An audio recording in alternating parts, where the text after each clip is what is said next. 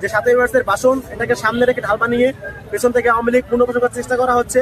7ই মার্চের ভাষণ কিংবা মুক্তিযুদ্ধ এগুলো আওয়ামী লীগ ছাত্রলীগ এদের একটু সম্পত্তি না, মুক্তিযুদ্ধ বাংলাদেশের আপামর জনগণের। 7ই মার্চের ভাষণ এবং মুক্তিযুদ্ধের চেতনা এটাকে সামনে রেখে পেছন থেকে আওয়ামী লীগ পুনর্বাসন করা হচ্ছে। আপনারা দেখেছেন যে ছেলেটাকে ধরা হয়েছে সে কিন্তু একজন চিহ্নিত আওয়ামী লীগের সন্ত্রাসী, জুলাইতে হামলা করেছিল এবং সে মেডিকেলের মধ্যে চাঁদাবাজি সিন্ডিকেট নিয়ন্ত্রণ করে এবং সে কিন্তু বিশ্ববিদ্যালয়ের রোবট স্টুডেন্ট, কিন্তু তাকে সকাল থেকে মিডিয়া স্যান্ডেলিনা সো রূপচর্চায় আভিজাত্য এমন ভাবে প্রচার করছে ঢাবি শিক্ষার্থীকে 7ই মার্চের ভাষণ বাজানোর অপরাধে গ্রেপ্তার করা হয়েছে। বিষয়টা মোটেও এরকম না। এখানে সম্পূর্ণ দেখতে পাচ্ছি আমরা 7ই মার্চের ভাষণ মুক্তিযুদ্ধ এগুলোকে সামনে রেখে পেছনে আওয়ামী লীগকে পুনর্বাসন করা হচ্ছে।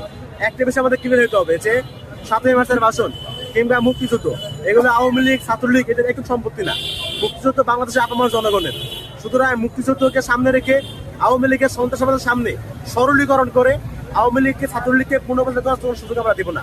আপনারা দেখেছেন আজকে যেটা হয়েছে, আমরা যখন শুনতে পেয়েছি যে 7ই মার্চের ভাষণ এটাকে সামনে রেখে ঢাল বানিয়ে পেছন থেকে আওয়ামী লীগ পুনর্বাসন করার চেষ্টা করা হচ্ছে, তখন কিন্তু আমরা এখানে এসে আমরা যেটা করেছি আমরা কিন্তু আইনিদের তুলে নেই, আমরা কিন্তু শাহবাগ থানায় তাদেরকে সোপর্দ করেছি। সেই রিক্সা সহ আমরা শাহবাগ থানায় নিয়ে এসেছি, যেহেতু এখানে পুলিশ রয়েছে, প্রশাসন রয়েছে, তারা তাদের আইন অনুযায়ী অবস্থা নেবে। এবং আমরা এখানে দায়িত্বরত প্রশাসনকে দাবিও জানিয়েছি যে যারা এই ধরনের ঘটনা ঘটিয়েছে আপনারা একটু বুঝলেই এদের মধ্যে অনেক জুলাই গণহত্যার মামলা আসামে পেয়ে যেতে পারেন। এবং এরা জুলাইয়ের পর থেকে নতুন করে সব লিগাররা বিভিন্ন উসিলায় মুক্তিযুদ্ধ 7ই মার্চের ভাষণ ইত্যাদি চেতনাকে সামনে রেখে তারা ভেতরে ভেতরে সংগঠিত হচ্ছে এবং সেই সংগঠিত হওয়ার একটা প্রক্রিয়া হিসেবেই তারা এখানে জড়ো হয়েছে।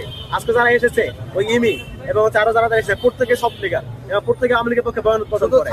সুতরাং আমাদের 7ই মার্চের ভাষণ নিয়ে কোনো বিদ্বেষ নাই, মুক্তিযুদ্ধ নিয়ে কোনো বিদ্বেষ নাই, এটাকে ভুলভাবে প্রচার না করার অনুরোধ।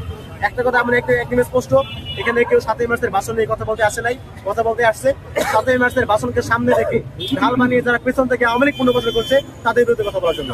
এটা স্পষ্ট করতে হবে।